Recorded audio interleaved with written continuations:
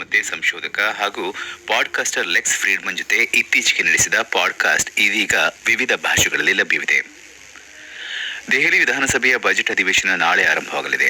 ತಾತ್ಕಾಲಿಕ ವೇಳಾಪಟ್ಟಿಯಂತೆ ಈ ತಿಂಗಳ 28ರವರೆಗೆ ಕಲಾಪ ನಿಗದಿಯಾಗಿದೆ.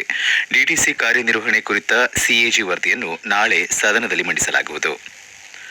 ಆರ್ಥಿಕ ಸಂಕಟದಲ್ಲಿರುವ ವಿಶೇಷ ವಿಶ್ವವಿದ್ಯಾಲಯಗಳ ನೆರವಿಗೆ ಧಾವಿಸುವ ಬಗ್ಗೆ ಮುಖ್ಯಮಂತ್ರಿಯವರ ಜೊತೆ ಚರ್ಚೆ ನಡೆಸಲಾಗುವುದು ಎಂದು ಉನ್ನತ ಶಿಕ್ಷಣ ಸಚಿವ ಡಾಕ್ಟರ್ ಎಂಸಿ ಸುಧಾಕರ್ ಚಿಕ್ಕಬಳ್ಳಾಪುರದಲ್ಲಿ ತಿಳಿಸಿದ್ದಾರೆ.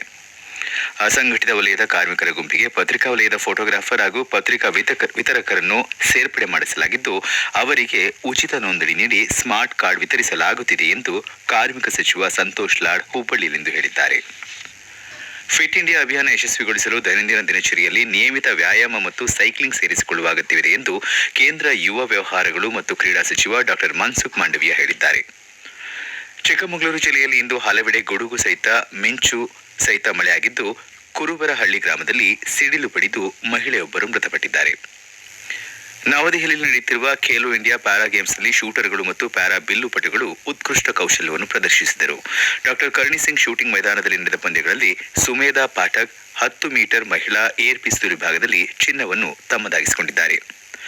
ಚೆನ್ನೈನಲ್ಲಿ ನಡೆಯುತ್ತಿರುವ ಐಪಿಎಲ್ ಟಿ20 ಕ್ರಿಕೆಟ್ ಪಂದ್ಯದಲ್ಲಿ ಚೆನ್ನೈ ಸೂಪರ್ ಕಿಂಗ್ಸ್ಗೆ ಗೆಲ್ಲಲು ಮುಂಬೈ ಇಂಡಿಯನ್ಸ್ ತಂಡ 156 ರನ್ಗಳ ಗುರಿ ನೀಡಿದೆ.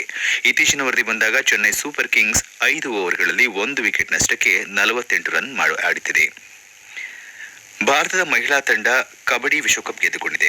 ಇಂಗ್ಲೆಂಡ್ನ ಓಲ್ವರ್ ಹ್ಯಾಂಪ್ಟನ್ನಲ್ಲಿ ಇಂದು ನಡೆದ ಅಂತಿಮ ಪಂದ್ಯದಲ್ಲಿ ಭಾರತದ ವನಿತೆಯರು ಇಂಗ್ಲೆಂಡ್ ವಿರುದ್ಧ 57-34 ಅಂಕಗಳ ಅಂತರದಿಂದ ಜಯ ದಾಖಲಿಸಿದರು. ಇಂದು ಶುಭ ರವಿವಾರ.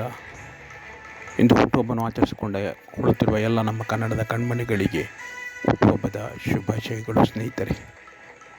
ಹಾಗೂ ಇಂದು ಬೆಳಗ್ಗೆ ನಡೆದ ಬಿಡದಿ ಇದರಲ್ಲಿ ನಡೆದ ಮ್ಯಾರಥಾನ್ ಓಟದಲ್ಲಿ ಭಾಗವಹಿಸಿದ ಎಲ್ಲ ನಮ್ಮ ಗೆಳೆಯರಿಗೂ ಅಭಿನಂದನೆಗಳು ಹಾಗೂ ಧನ್ಯವಾದಗಳು ಸ್ನೇಹಿತರೆ. ಸುದ್ದಿ ಮುಖ್ಯಾಂಶ ಕೇಳಿದ ಎಲ್ಲ ನಮ್ಮ ಕನ್ನಡದ ಕಣ್ಮಣಿಗಳಿಗೆ ಧನ್ಯವಾದಗಳು, ನಮಸ್ಕಾರಗಳು ಸ್ನೇಹಿತರೆ, ವಂದನೆಗಳು.